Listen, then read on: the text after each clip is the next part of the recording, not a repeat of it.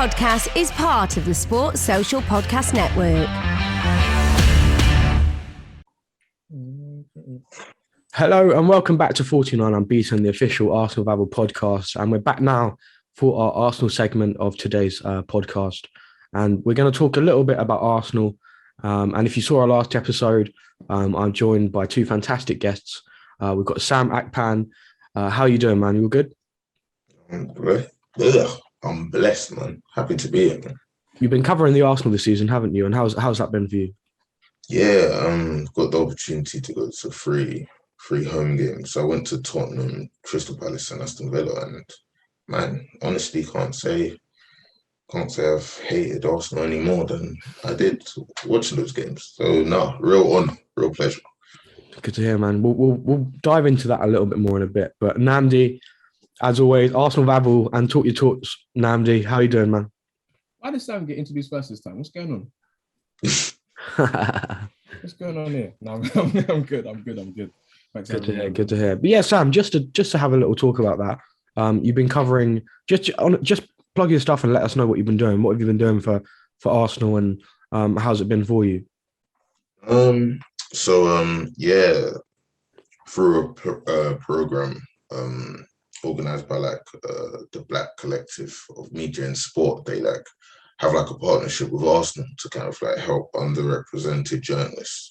So they were giving. What's the company called again? Sorry. Oh, the Black Collective of Media and Sport, or BCOMS. Okay. They're just giving opportunities to underrepresented background journalists to kind of go and sit in the press box and experience games as if you're a journalist. So yeah, just when I went there, I wrote 3 different articles on each Arsenal game. Yeah, kind of getting that chance to kind of see it up close, listen to the press conferences and stuff like that. So yeah, just really got into that. What has been the main kind of things you've taken from those experiences? What have been moments that will sit with you and that have maybe impacted how you see certain things within sports journalism? I'd say one thing is that I feel for anyone, if anyone wants to get into it or anything, you're really not as far off as you think you are.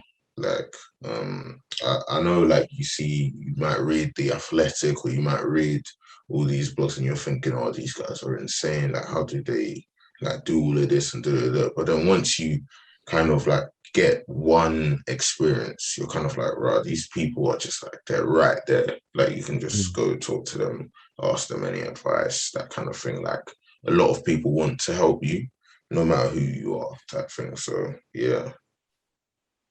Was there any interactions you had with? Did you actually get to ask Mikel Arteta any questions in press conferences?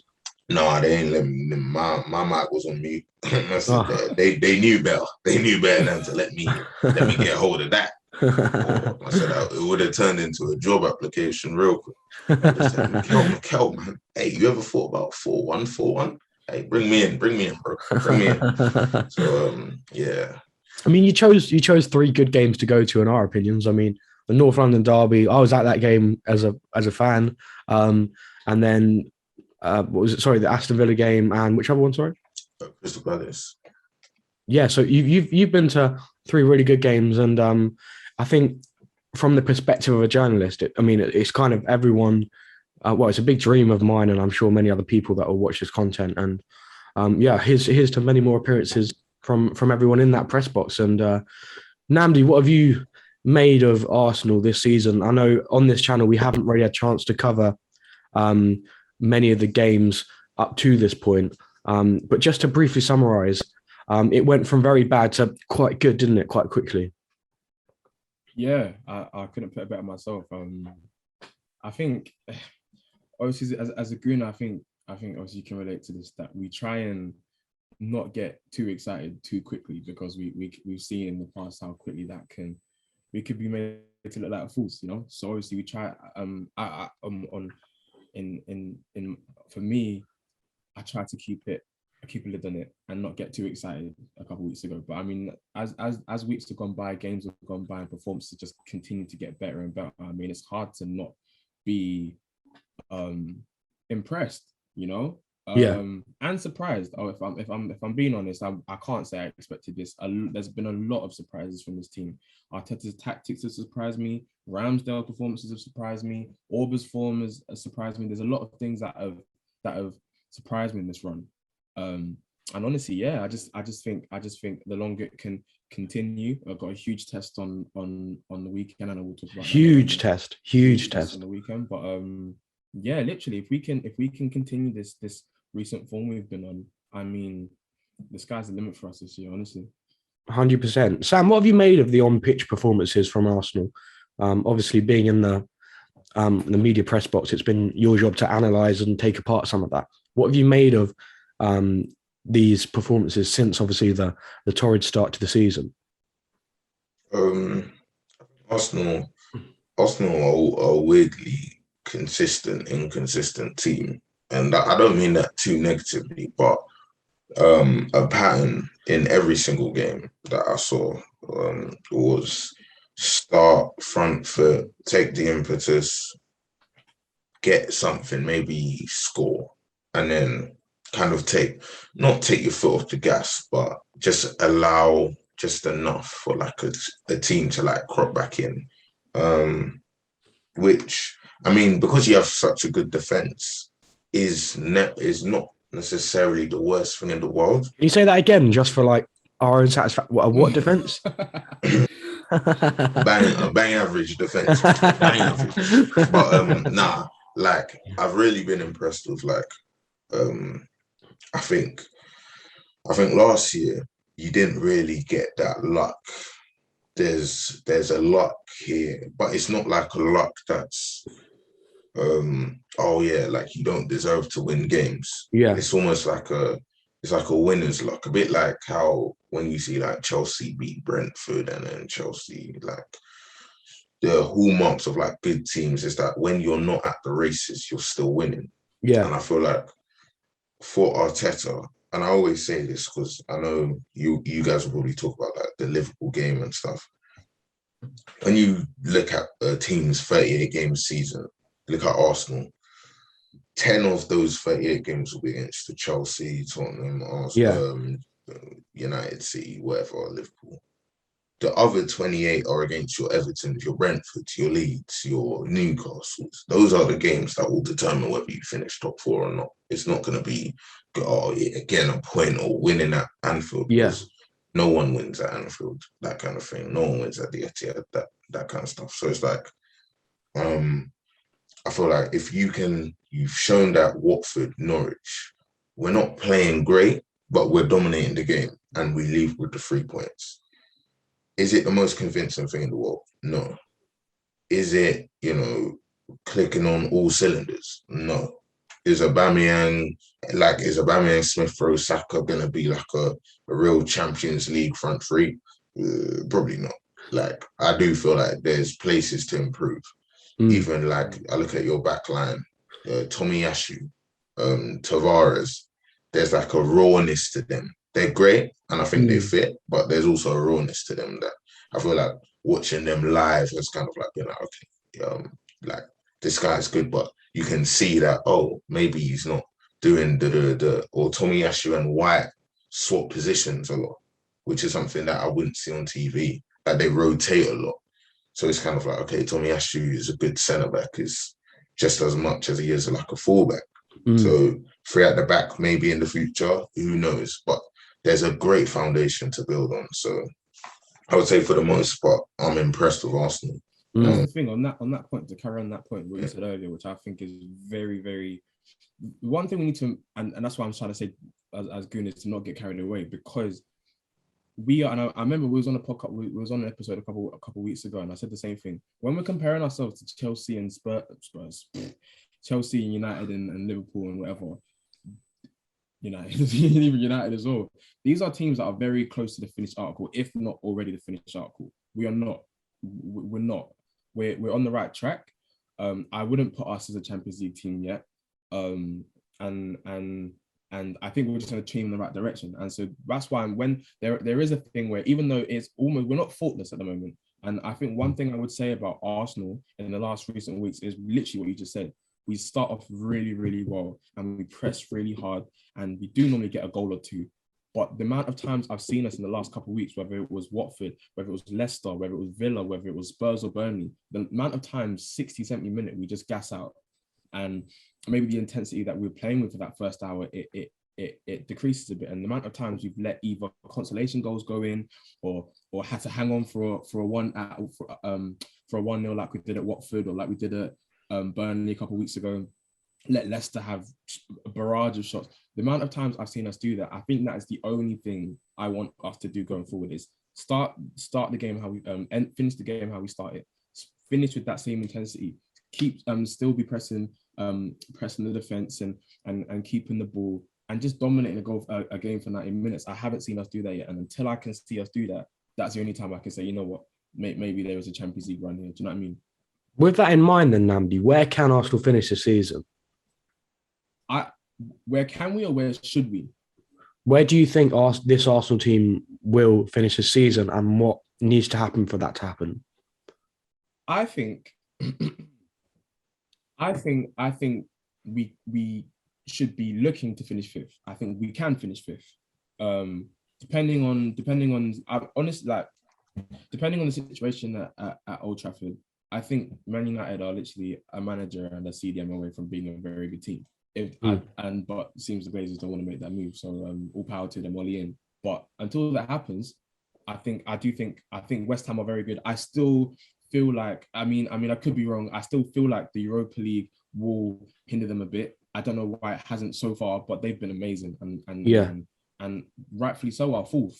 But I do think at the time of at this current time, I do think we are the fifth best team in the country, and I do think we can finish fifth. And if West Ham do fall off for whatever reason, I think we should be there to capitalise and take that full spot.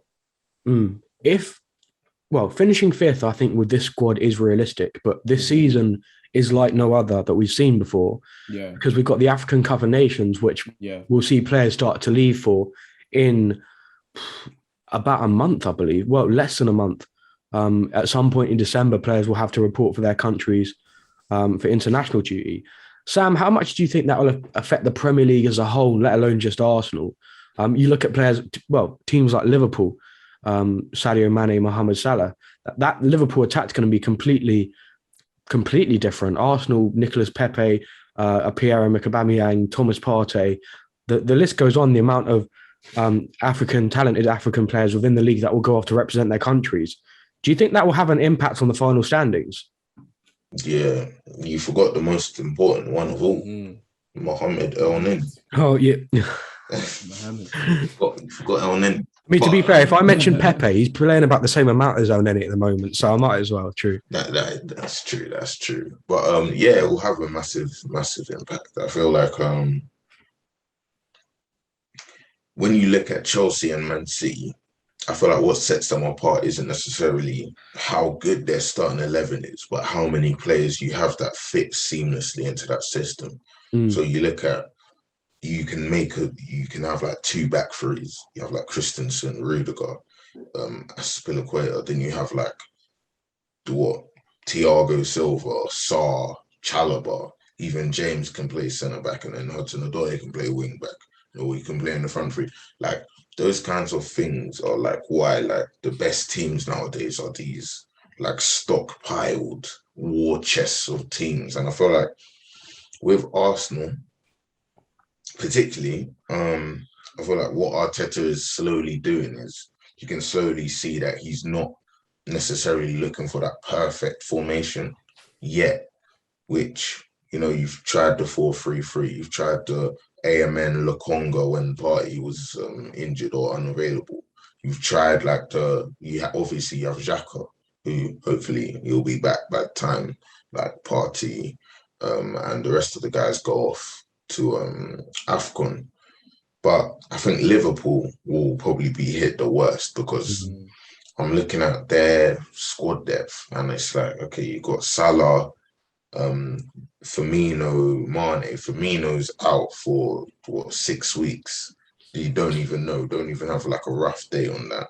Apparently Mane is injured slightly and he might not even play this weekend against Arsenal.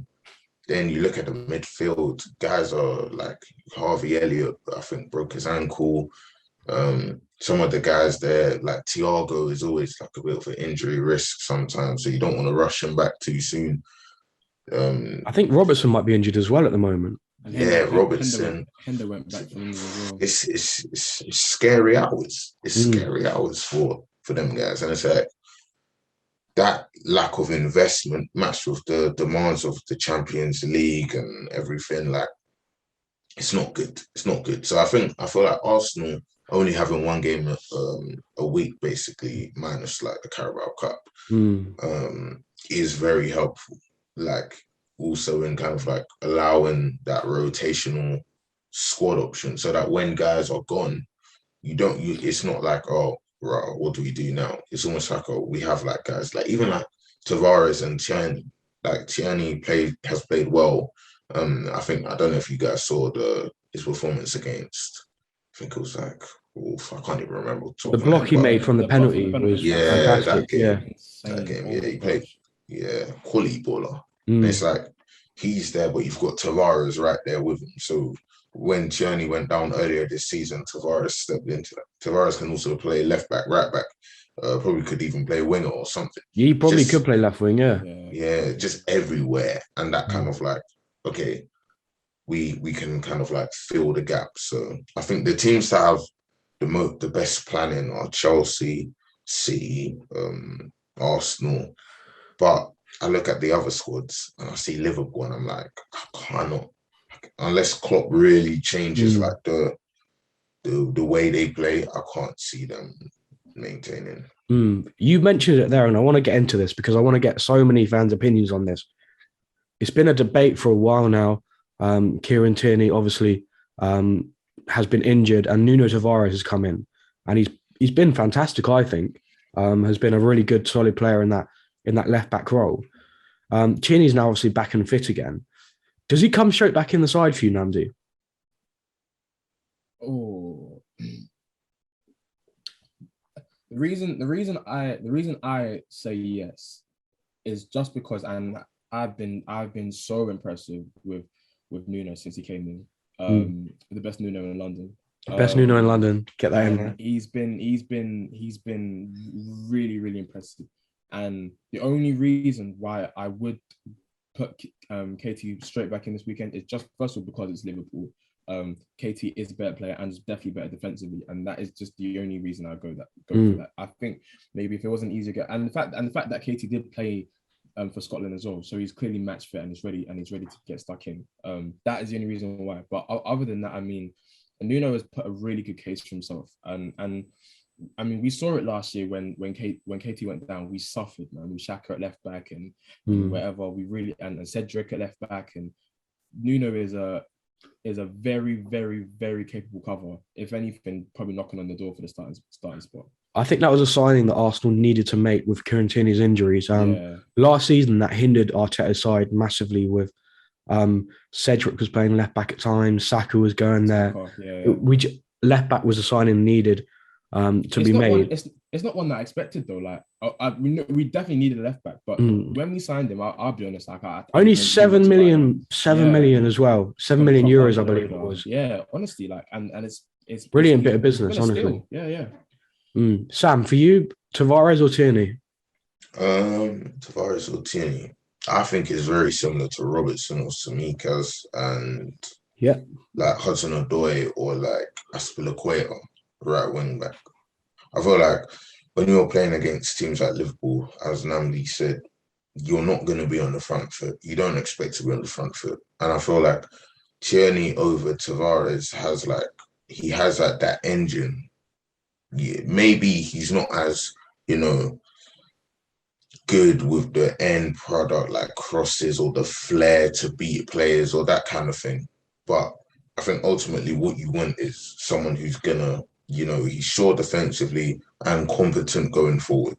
And I feel like Tavares, if like say you were dominating the game or like Liverpool went to 10 men or something like that, you could maybe be like, okay, last 30 minutes, Tierney off, Tavares on, let's shake it up, let's see if we can like go up against like a low block, but against like a team where like Liverpool, where Tavares will probably be pinned back for like most of the game. Up against Mo Salah. So Yeah. kind of who do you have more faith in to keep Salah quiet?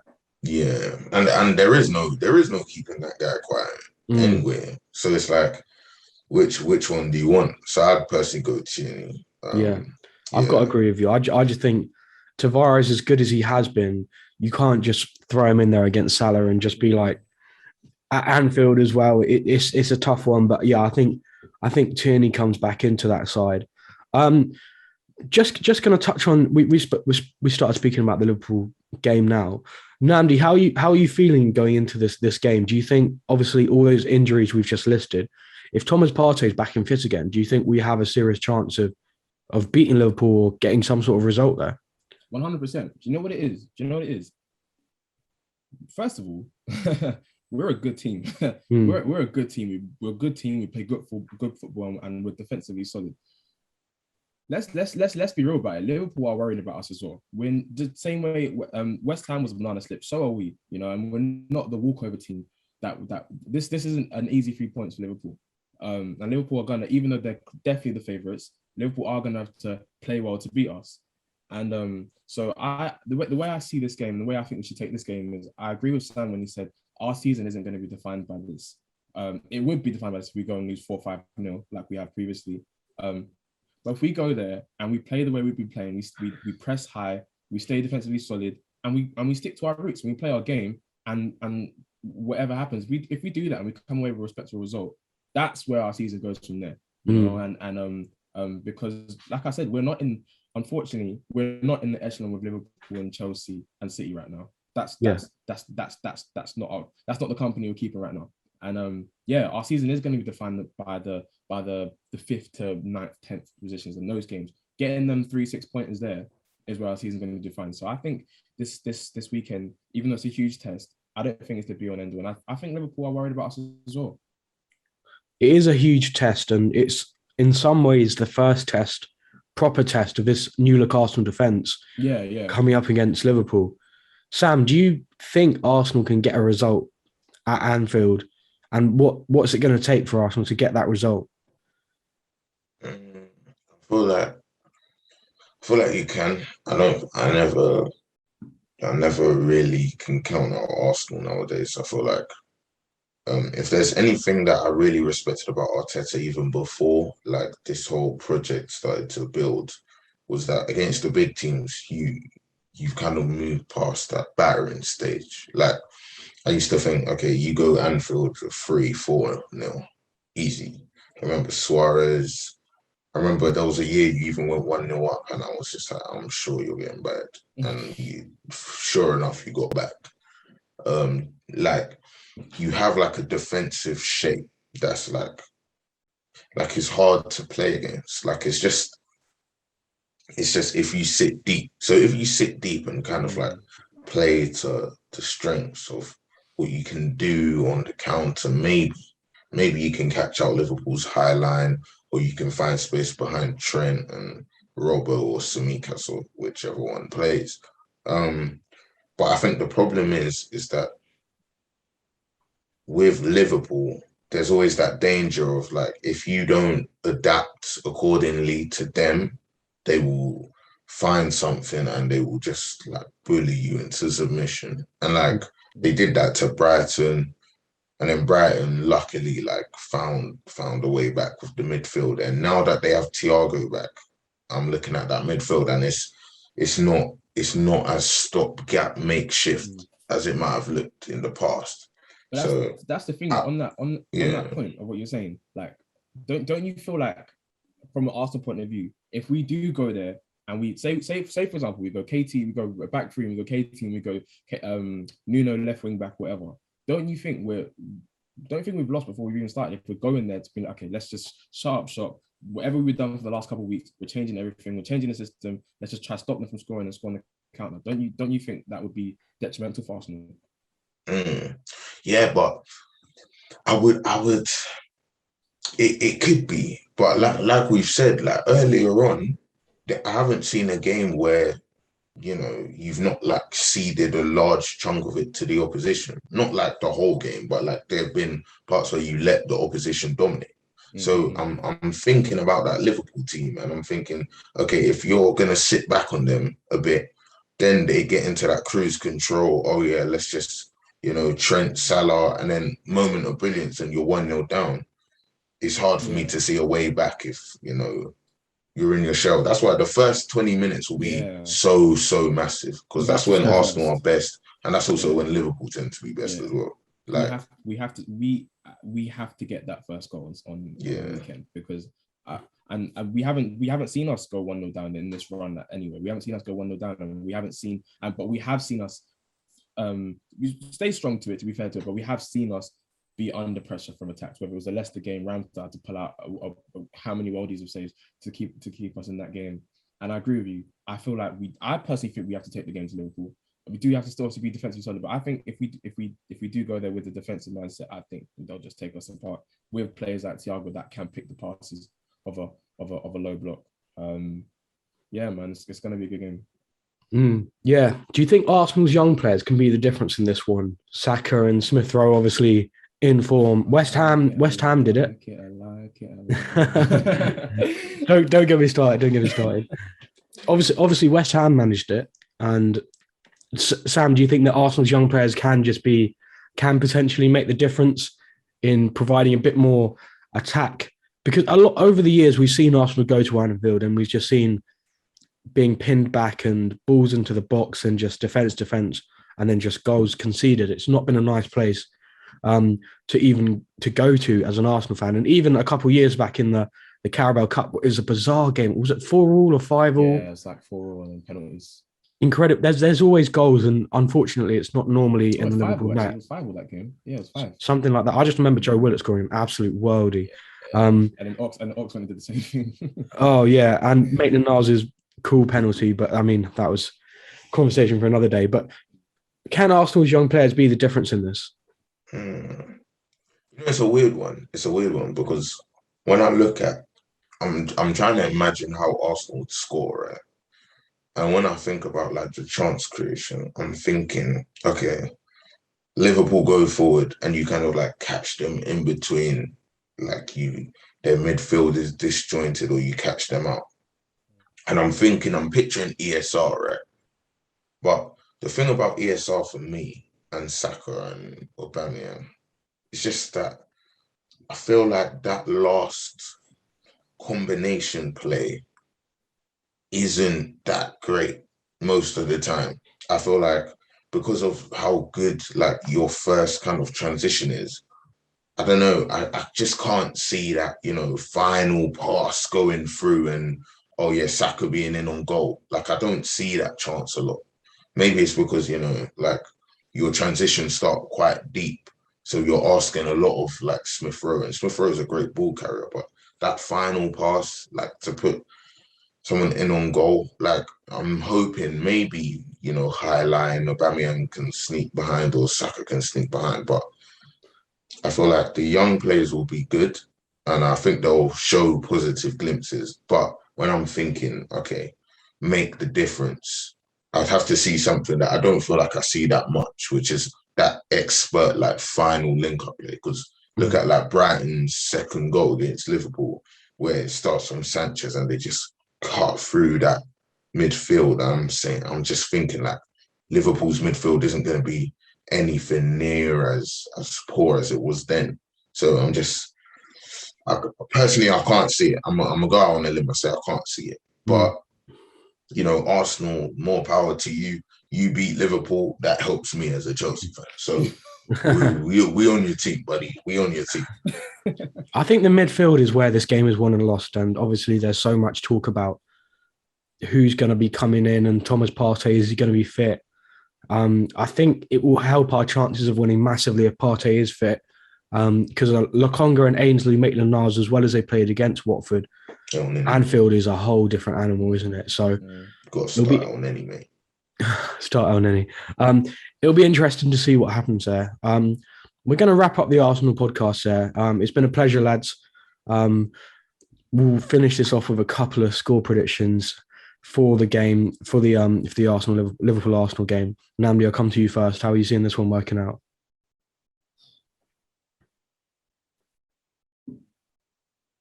2-1 Liverpool. 2-1 Find Liverpool. more great shows or join the come on, man, you team can't be at predicting that. sport-social.co.uk. Oh wait, is that the jinx in place?